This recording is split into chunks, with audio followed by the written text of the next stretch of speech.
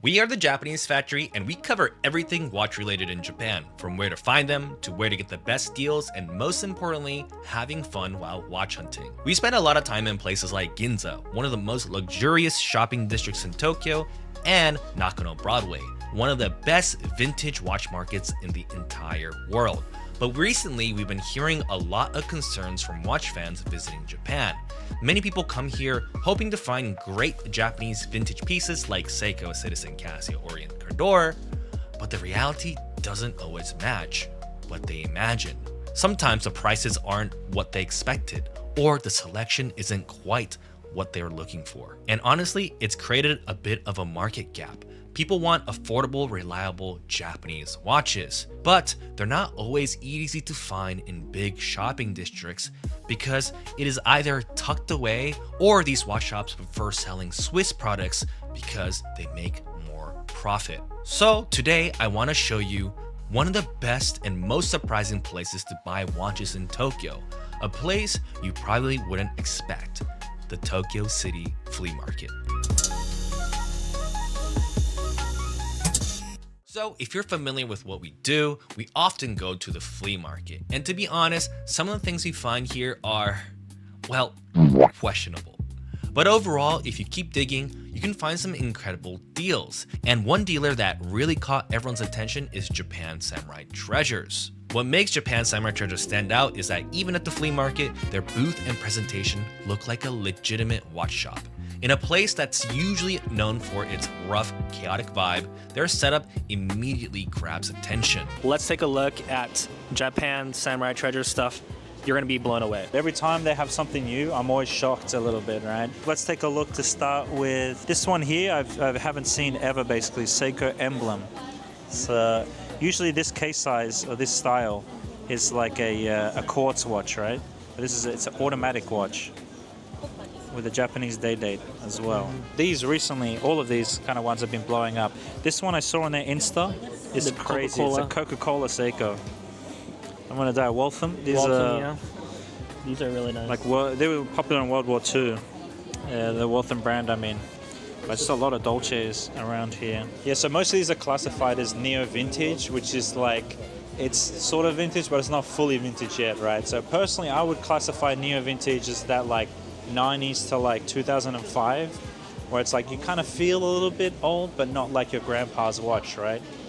And these are, you don't kind of see this stuff in Nakano Broadway, and you don't see it much at the flea market either. So they just have this like perfect mix, because I think they really have the watches that we're looking for, those mint pieces. Mwah, chef's kiss, right? My Dotemoto-san's got the full, he's got a lot of Type 2s here. Type 2. This is a Type 2, 4, 6, 8, maybe? Added together. Yeah. There's another one here too. Is this a Type 2? No, this is not a Type 2, 5-actus.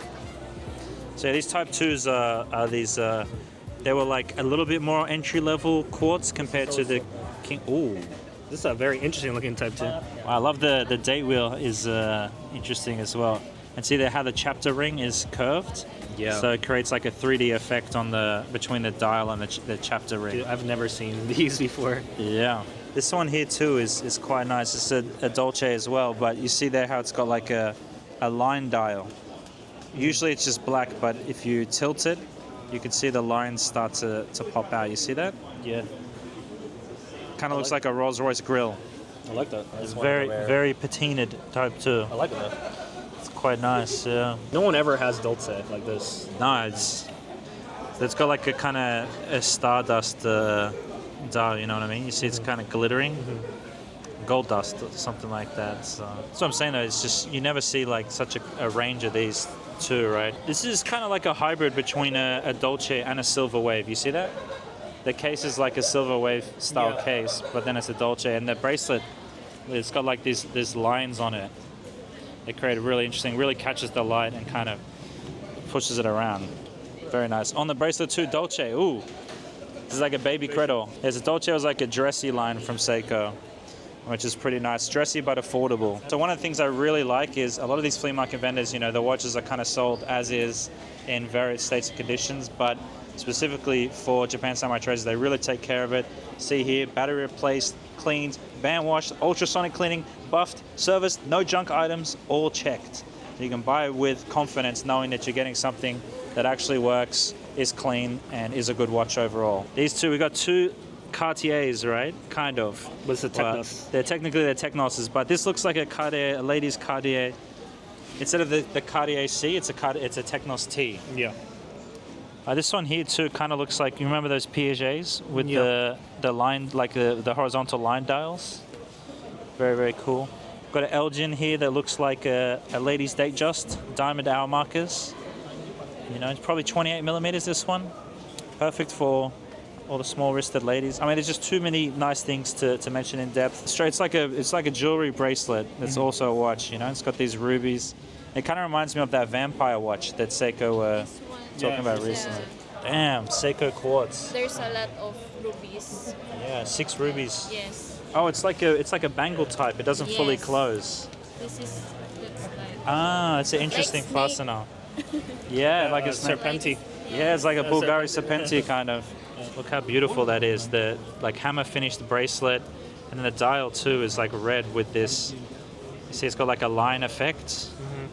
Very classy. Japan Samurai Treasures doesn't have a physical storefront, but they do a lot of pop-up events throughout Tokyo. So if you're not able to make it to Tokyo City Flea Market for whatever reason, you can also attend one of their pop-ups, and that's exactly where I decided to go to show you their collection in more depth.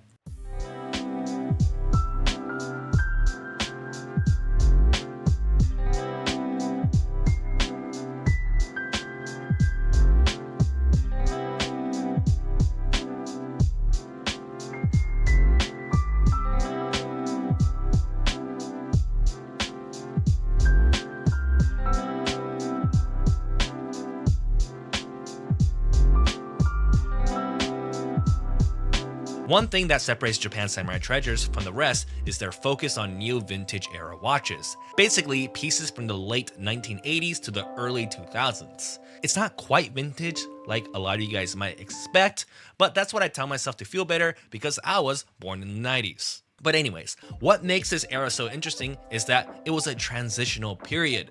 People were really into thin, robust, classy design powered by quartz. And at the time, a lot of these watches weren't seen as luxurious in comparison to Swiss brands. But their design language is something that has completely faded in modern watchmaking. Nowadays, watches tend to be larger, bulkier, and more aligned with today's trends. It was an era of experimentation.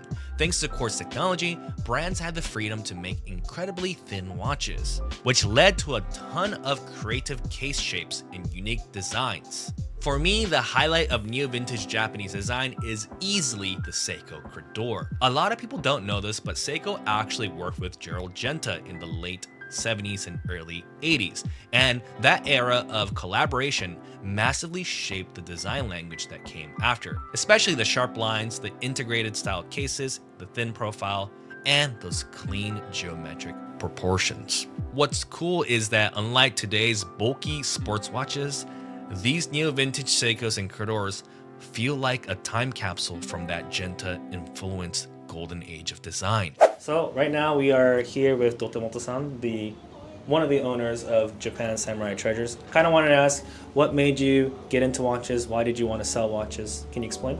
私のおじさんがですね、フィリピンで時計屋をね、40年ぐらい営んでおります。で、小さい頃からその作業を目の前で見る機会が多くて、時計が結構好きな感じでした。で、私はもともと車屋さんをやってたんですけども、この車を磨く作業、古い車を磨いていく作業があるんですけども、汚い車がどんどん綺麗な状態になる感じがですね、時計も同じような感じで、もちろんそのヴィンテージ時計の味があるというのもいいんですけども、私はその昔の時計が今の時代にも全然通用するようなデザインだっていうのが分かっておりますので、綺麗に磨いていくと、どんどん味がさらに蘇っていく感じが、この時計の魅力だなというふうに感じています。最初はですね、東京シティフリーマーケット会場にて、ヴィンテージ時計の方を販売しておりましたけども、たくさんのお客様がご来店されるうちに、今度はポップアップストア等の、開催等を行っているんですが、今後の予定としましては、中野のブロードウェイへの出店を目標に、今チームの皆さんと、頑張っております。なので、店舗出店まで、ぜひ皆様お楽しみによろしくお願いします。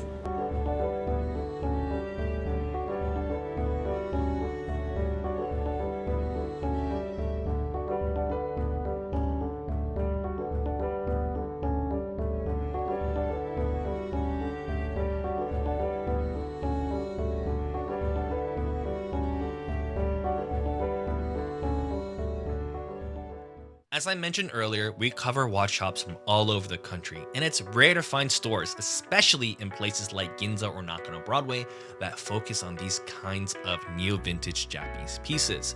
It's understandable. It's much more profitable for these shops to prioritize Rolex, higher-end Seiko, Grand Seiko, or other Swiss brands. So these neo-vintage gems often never make it to the display cases. A lot of them feel like they've been frozen in time, and many are only found within the Japanese secondhand market. So it's quite refreshing to see a seller in Japan actually focus on neo-vintage watches. So as a closing thought, we're seeing a real shift in the Japanese watch market.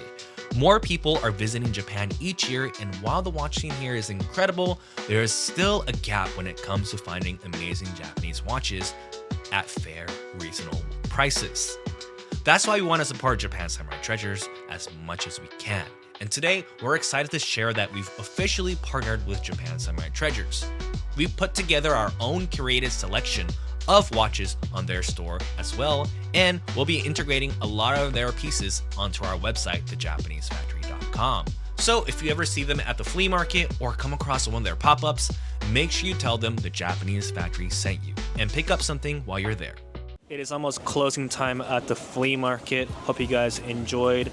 We are very, very excited about the plans we have for the future. Maybe even our own store in Nakano Broadway.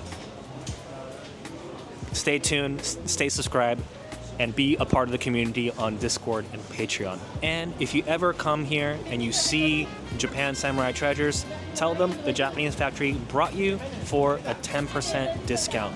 We also receive a kickback from that as well, so if you want to support us, please go support Japan Samurai Treasures. If you liked anything in this video that you are interested in, please let us know in the comment section down below, and we can help provide it for you. Thank you so much for all the Patreon members that have been subscribing. Without you guys, this wouldn't be possible. We'll see you guys again next week with another video.